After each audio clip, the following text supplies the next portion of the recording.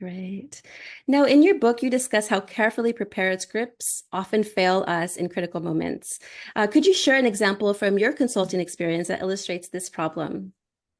Well, Max was the perfect example because he did have a carefully prepared script. He knew exactly what he wanted to say. He had a specific event. He was talking about the observable behavior. He was totally prepared. And it failed because he failed before he even opened his mouth, before he said anything. But even if you start talking and explaining things and you're doing pretty well, staying on script, then your impromptu words, if the employee reacts in a way you didn't expect, you'll likely say something off script that reveals those true feelings. So you have to take care of your thoughts first. Yes. And how does the disconnect principle help leaders avoid slipping into a boss persona that might not fit them well? And what are the impacts of the shift on team dynamics? Yeah, well, the if you remember the principle itself, which is if something doesn't happen as you expected, all you know for certain is something didn't happen as you expected. That helps you step back. So that would help any leader step back and go, wait a minute, I have to stop here and just say, I think we have a disconnect. And it makes all the difference in the world. I have clients who have embraced the disconnect principle. They bought copies of the book, The Disconnect Principle, for all their employees. And it has totally changed their culture because everyone understands and they know what a disconnect is and they call them out when they happen. So I think we have a disconnect. We definitely have a disconnect.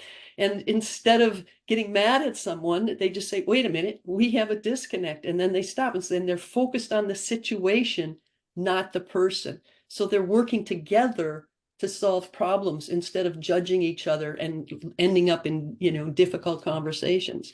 So it's totally changed the culture of those organizations because people are just working out disconnects all the time and not ever getting to big problems and judging each other. Right. I remember many disconnects in the work environment before, and before I understood how to communicate better, I would always go to assumptions before, and then there would never be a solution. We're just arguing who's right, who's wrong, who's right, who's wrong, who's right, who's wrong, and nothing would get solved. And so I love your principle because then you're pausing for a moment and asking that question, and then figuring out, okay, what can we do now that we know we both have a disconnect? Yeah. So let's fix the situation. Let's not try to fix each other. Let's not try Right. to convert each other. Let's not try to convince each other. Just say, this is where we're at. Agree on where you're at and what you need to do to make things better. And it doesn't matter what, if someone just annoys you because they're constantly late, you say, look, we have a disconnect. I was raised to always show up on time and I always show up on time. And it really bugs me when you're always late because you waste my time. So how are we going to solve this problem? You tend to come late. So should we maybe set the time for 1 o'clock, but you put it on your calendar as 12:30? I mean, how can we solve this problem so it doesn't keep happening? So you're not blaming the person. You're just saying, how are we going to work together so this doesn't always happen? And I'm sure that reduces the workplace anxiety, right? Because Yeah, there's less tension. And you also, absolutely. yeah, and you mentioned guarding our facial expressions and body language to mask feelings like anxiety and doubt. Now, how does your approach help, I guess, managers be more genuine without compromising their leadership?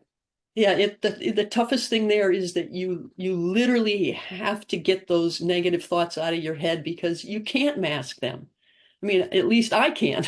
I can't pretend if I'm mad at someone, no matter how hard I try to pretend I'm not mad at someone, it's going to come through, Right, right. I'm not going to be the same relaxed, smiling person that I would be in another situation. But if you can say, wait a minute, we have a disconnect, and you focus on the disconnect, not the person, then you're problem solving and you're pointed at that disconnect. And it's easier to take those negative thoughts out of your head and not to, get mad and start judging people. So You just say, whoa, stop, we have a disconnect. Let's figure out where we are and what we need to do next.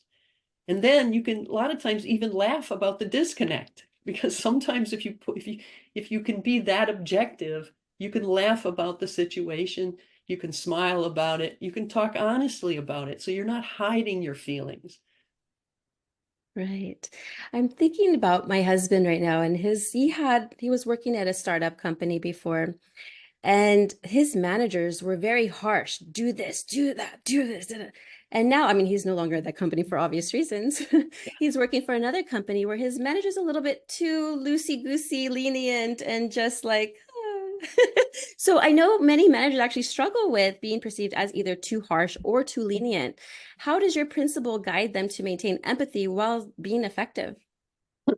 Yeah, that's a good question.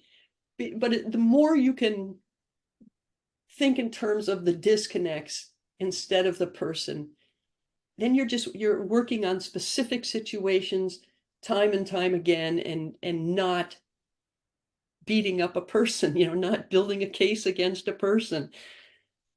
I think if you even begin to wonder if you're being unfair, you're probably trying to do something to somebody. You're trying to fix them, you're trying to correct them, you're trying to change them. And you shouldn't be focused on the person. So take the most difficult case of all, when you have a manager who thinks they need to fire an employee, and that's usually an awful situation. Usually the manager either decides, well, I got to be, firm, I got to be tough, I got to, tough love, whatever.